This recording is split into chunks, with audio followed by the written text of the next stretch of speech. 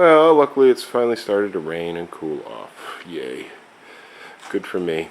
Here's the 690 chassis. Looks very, very nice. Appears to be a powder-coated finish, which I can find out more about. But if that's the case, you can powder coat over powder coat. Means no stripping. That's a beautiful thing. But it's beautiful as it is. Here's the top panel, which is part of what I'm going to be fooling with. Okay, here you can see the gubbins. All I need to do here is a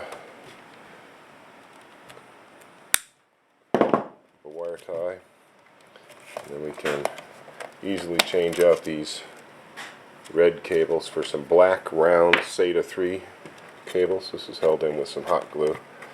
This part right here, if you'll see. So I'll mess with that a little more finesse later with both hands. And then what I usually do is I take these and I make one sheathed bundle with like a little squidded end using small heat shrink, then larger heat shrink than the sleeving.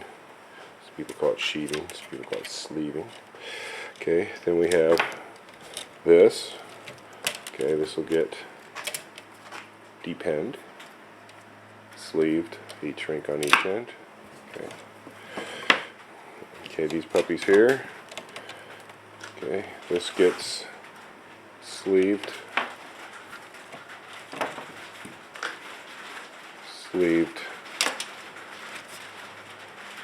sleeved. And maybe I'll just use 1/8" heat shrink, and that'll hide all the wiring from this. That'll be one little mod I'm doing for it.